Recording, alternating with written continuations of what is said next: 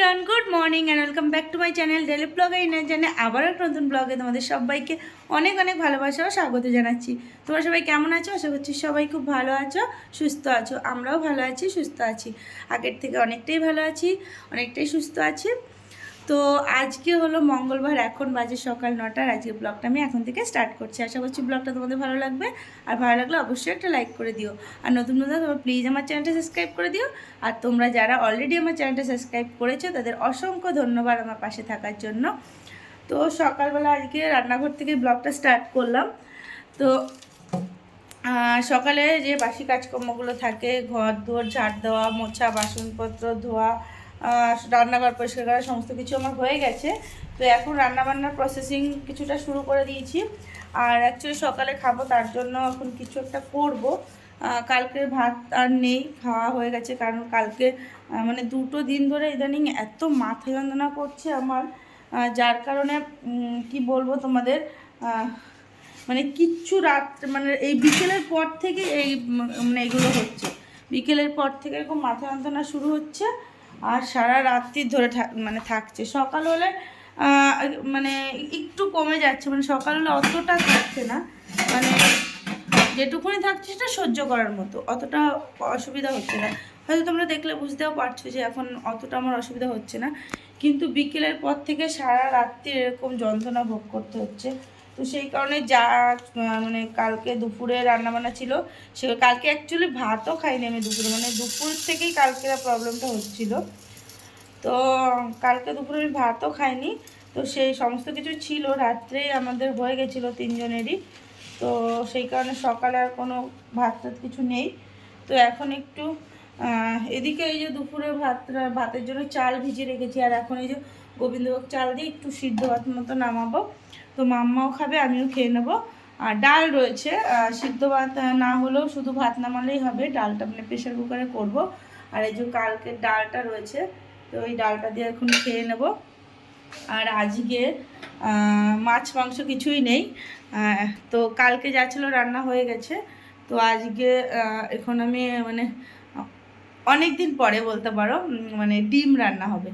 ডিমটা তো অ্যাকচুয়ালি হয়ই না, জানো তো, মাছ মাংস রান্না করায় ডিমটা আগে তো মানে ছোটোবেলায় সপ্তাহে 2 দিনে 1 দিন তো ডিম থাকতোই। এখন আর সেরকমভাবে ডিম খাওয়া হয় না, যারা রান্না করা হয় না, খাওয়া হয় না। তো যেহেতু মাছ নেই, সেই কারণে তোমাদের দাদাভাইও বললো, আর আমিও বললাম তাহলে ডিমটাই রান্না করি। সব কিছুই তো খাওয়া হয়, ডিমটাই অ্যাকচুয়ালি, ডিমটা খাওয়া হয় না ভুল কথা, খাওয়া হয় মানে ডিমের ঝোলটা খাওয়া হয় না। যে ডিমের ঝোল রান্না করা হয় সেটা খাওয়া হয় না। ডিম ভাজা খাওয়া হচ্ছে, সিদ্ধ খাওয়া হচ্ছে, এগুলো তো রোজই থাকে, কিন্তু ওইভাবে ডিমের ঝোল করা হয় না, জানো তো। তো সেটাই ভাবলাম যে আজকে করব। তো তার জন্য এখানে ডিম সিদ্ধ দিয়েছি, আর ডবল ডিমেরই করব, মানে এবেলা দুটো, ওবেলা দুটো এরকম। তো এখানে এই যে ডিম আর আলু সিদ্ধ বসিয়ে দিয়েছি। তো আলুটাও অল্প রয়েছে, কালকে আনবো, ভুলে গেছি। মানে অ্যাকচুয়ালি আমরা বেরিয়েছিলাম, একটু ভেবেছিলাম নিয়ে আসবো, তো এটা রান্না হয়নি। যাই হোক, যা রয়েছে হয়ে যাবে। তোমার দাদাভাই তো আলু শুধু মাংসের ছাড়া কোনো তরকারি আলু সেরকমটা পছন্দ করে না। তো যাই হোক, যা আছে 3-4টে মতো আলু ছিল, হয়ে যাবে। তো ওইদিকে মাম্মা টিভি দেখছে, আমি এইদিকে এই যে ভাতটা এখন একটু প্রেশার কুকারে নামিয়ে তারপরে মা মেয়ে মিলে খেয়ে নেব। তো তোমরাও সঙ্গে থাকো, ভিডিওটা দেখতে থাকো। আর এদিকে এই যে মাম্মা, তোমাদের একটু দেখিয়ে দিই। মাম্মা, তুমি কি করছো বলে দাও তো। টিভি দেখছি। টিভিতে কি দেখছো? কি দেখছো টিভিতে? বাবা টিভি দেখছে। বাবা তো এখন টিভি দেখছে না, বাবা তো দোকানে। তুমি টিভিতে কি দেখছো একটু বলে দাও তো। বাবা টিভি দেখছে। ওটা কি হচ্ছে টিভিতে? ওটা কি হচ্ছে? ওটা কি কার্টুন হচ্ছে? টিভি। কি কার্টুন? কি কার্টুন? টিভি। কি কার্টুন বলো? বাবা টিভি কার্টুন দেখছে। কি কার্টুন হচ্ছে বলো? বলো টম অ্যান্ড জেরি। বাবা টম অ্যান্ড জেরি দেখেছে। দেখেছিল তো, তো বাবা তো সে কালকে দেখেছিল, আজকে তো বাবা দোকানে গেছে। ওর বাবা কালকে ওর সাথে দেখেছিল, সেটাই বলছে। তো ওইখানে দেখো, এই যে টম অ্যান্ড জেরি হচ্ছে।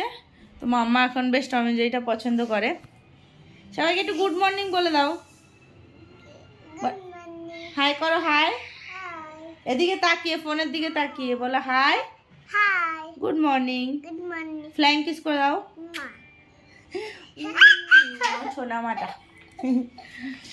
তো চলো সঙ্গে থাকো তোমরা, আমরা একটু খাওয়া দাওয়া করে নিই, তারপরে আবার তোমাদের সাথে কথা হবে। তো দেখো এখানে ডিম আলুটা ভালোভাবে সিদ্ধ হয়ে গেছে, এখনই ওটাকে বন্ধ করে ঢাকা দিয়ে রেখে দেবো। আর এই যে এখানে একটা ডিম যেহেতু ফেটে গিয়েছিল, সেই কারণে ভাবলাম যে ডিমটাকে ভেজে এখন সকালবেলা খেয়ে নিই।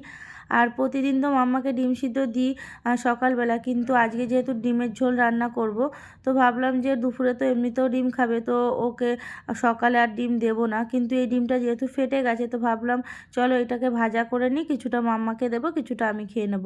তো এখানে দেখো যে মাম্মার জন্য একটু গরম ভাত নিয়ে নিয়েছি, আর কালকে একটু ঠান্ডা ভাত ছিল, সেটাকে আমি নিয়ে নিয়েছি, ওটা খাবো বলে। আর 2 পিস মাছ ছিল কালকে, সেই মাছটাও আমি নিয়ে নিয়েছি, ওটা আর মাম্মাকে দেবো না। তো মাম্মাকে ডাল দিয়ে আর ওই ডিম ভাজা দিয়ে একটু খাইয়ে দেবো।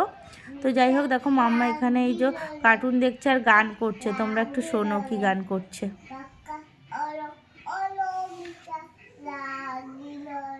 বাবা নিশা লাগিল রে গান করছো, বাবা মাম্মা তুমি তো হেভি সুন্দর গান করতে পারো।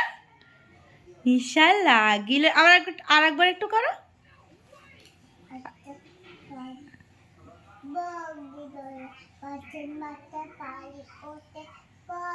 ও হাসন রাজা প্রাণীর প্রেমে মজিল রে, ও বাবা।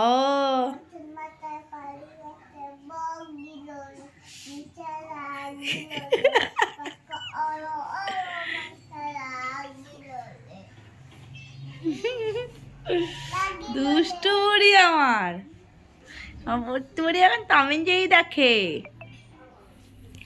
তো ওদিকে খাওয়া দাওয়া কমপ্লিট হয়ে গেছে, মাম্মাকেও খাইয়ে দিয়েছি, আমি খেয়ে নিয়েছি। আর এখন এই এতগুলো ওষুধ খেতে আমার একদম ভালো লাগে না যেন, ওষুধগুলো খাওয়ার পরে কিরকম একটা লাগে, মানে একটা দুটো ওষুধ খাওয়া যায়, মানে কি বলবো, প্রায় এখানে 7-8টা ওষুধ, আর ওষুধগুলো এত বড় বড় না, মানে আমার ওষুধগুলো দেখলে মানে খেতে ইচ্ছা করে না, তো খেতে তো হবেই।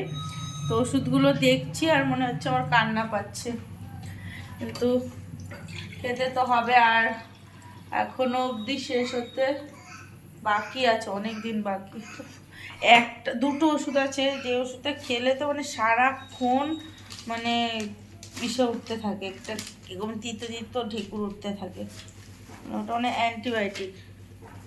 মানে সমস্যাটা তো অনেকটা হয়ে গেছিলো না, মানে ঠান্ডা এত পরিমাণে লেগে গেছিলো যে চেস্টে ইনফেকশন মতো হয়ে গেছিলো, তো সেই কারণেই এরকম দিয়েছে ওষুধ। কি হয়েছে বাবাই, কি হয়েছে, কাঁদছিস কেন? একটু ওষুধ খেয়ে নি মা, কি হয়েছে? হ্যাঁ ওষুধ খেয়ে নি, তুই কি করছিস? টিভি দেখছি। টিভি দেখছিস? তাহলে টিভি দেখ, তাহলে কান্না করছিস কেন? একটু ওষুধটা খেয়ে নি, তারপরে আবার রান্না করবো, বাবা বেলা হয়ে যাচ্ছে।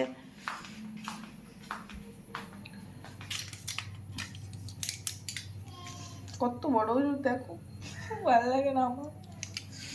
তো চলো ওষুধটা খেয়ে নি আমি।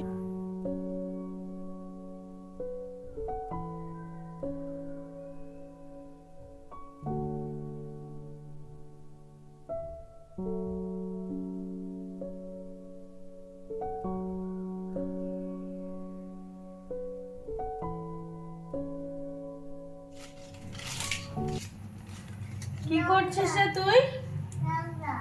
তা নোংরা ধরছিস কেন? নোংরাটা ধরছিস কেন?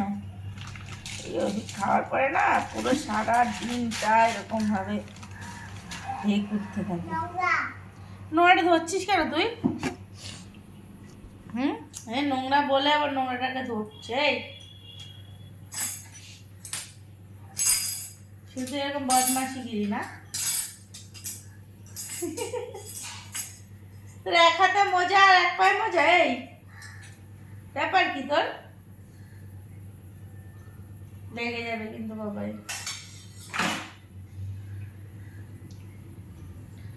কি ওষুধ খাচ্ছি আমি, ওষুধ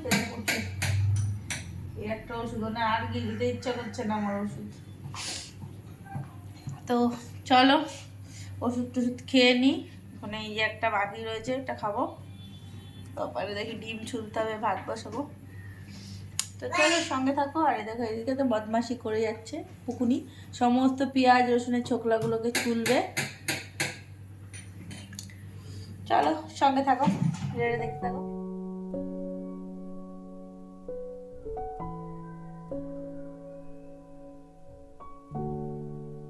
তো এদিকে আমার সমস্ত ডিম আলুগুলোকে ছোলা হয়ে গেছে। আর যেহেতু ডিম আর আলু দুটোই সিদ্ধ রয়েছে, সেই কারণে ডিমের ঝোলটা করতে বেশি সময় লাগবে না। শুধু একটু মশলাটা কষিয়ে নিয়ে ডিমটা দিয়ে ঝোল দিয়ে দিলেই হয়ে যাবে। তো খুব একটা ঝোল করব না, একটু মাখা মাখা মতো করব, মানে ডিমের কারি মতো করব। আর পেঁয়াজ রসুন দিয়েই করব আজকে ডিমটা। আর এই ডিমগুলোকে মানে ভাজার আগে না, সিদ্ধ মানে ছোলার পরে কাঁটা চামচ দিয়ে যদি চারপাশে ফুটো করে দেওয়া যায়, তাহলে না মশলাগুলো বেশ ভালো ঢোকে।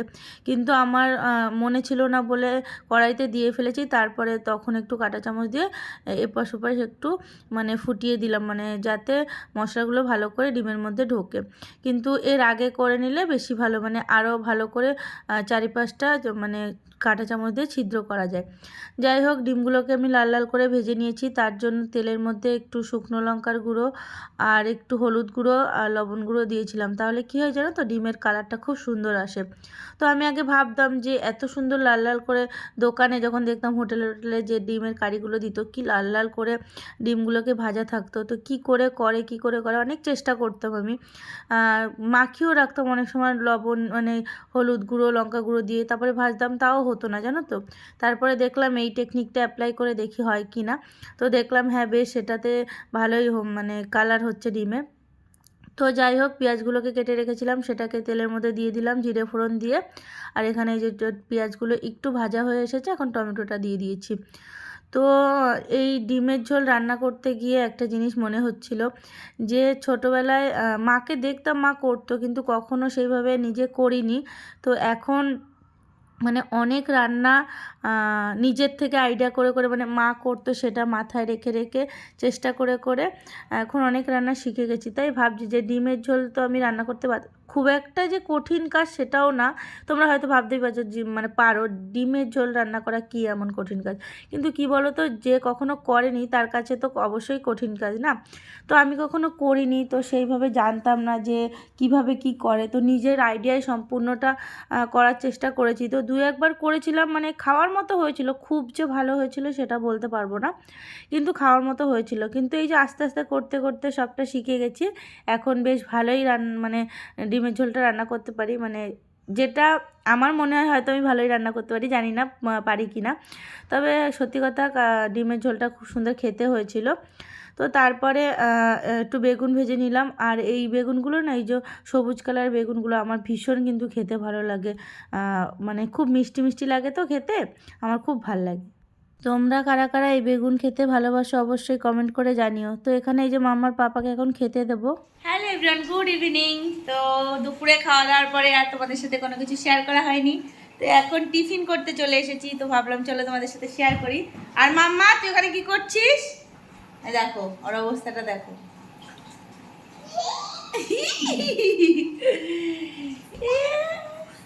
ওট ওট হামাগুড়ি দিচ্ছে এখন, ছোটবেলায় দেয়নি, যখন হামাগুড়ির সময় তখন হামাগুড়ি দেয়নি। হ্যাঁ, হামাগুড়ি কয়দিন দিল মাম্মা? গুনে গেতে 4-5 দিন মনে হয় দিয়েছে। তো এখানে এই যে টিফিন করছে, এখানে চাউমিন আছে, ম্যাগিও আছে, দুটো মিক্সড করা আছে। তো অল্প করে চাউমিন ছিল, তো ভাবলাম এটার মধ্যেই দিয়ে দিই, মানে ম্যাগিটাকে চাউমিনের মতো করব। তো সেই কারণে ভাবলাম যে দুটোকেই তাহলে একসাথে মিক্স করে করে নিই। কোথায় গেল